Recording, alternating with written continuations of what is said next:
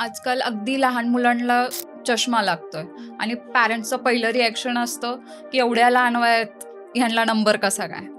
आणि हे आजकाल एवढं कॉमन का होत आहे. अच्छा, हे चष्मे लागण्याचं प्रमाण विशेषतः कोविडच्या काळानंतर वाढलेलं आहे. याचे ना मला असं वाटतं 2 फॅक्टर्स, 2 रिझन्स आहेत. की पहिला म्हणजे मुलांची ना आउटडोअर ॲक्टिव्हिटी कमी झाली आहे. म्हणजे बाहेर जेवढ्या मोकळ्या मैदानामध्ये पहिले आपल्या लहानपणी आपण खेळत होतो तेवढी आजकालची मुलं खेळत नाही. आणि दुसरा त्यापेक्षा प्रॉब्लेम महत्त्वाचा म्हणजे की मुलांचा स्क्रीन टाईम वाढला आहे. सो हे 2 कारणं आहेत की जेणेकरून वाढीच्या वयामध्ये मुलांना चष्मा लागतो. आणि चष्मा लागणं ही बाऊ करण्यासारखी किंवा सोशल टॅबू असण्यासारखी गोष्ट आता राहिलेली नाही आहे.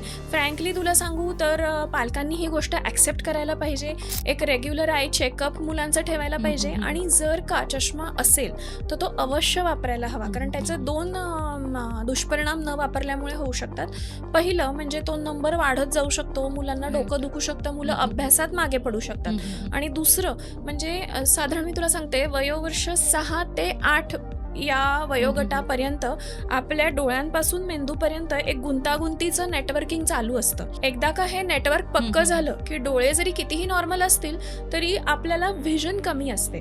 सो म्हणून या वयामध्ये जर चष्मा असेल आणि तो लावला गेला नाही तर लेझी आय किंवा आम्लायोपिया होण्याची शक्यता वाढते. आणि आम्लायोपिक मुलांमध्ये मग पुढे जाऊन करिअर ऑप्शन्स कमी होतात किंवा मग ओव्हरऑलच त्यांना हेल्थवाईज ती लोक मागे पडतात.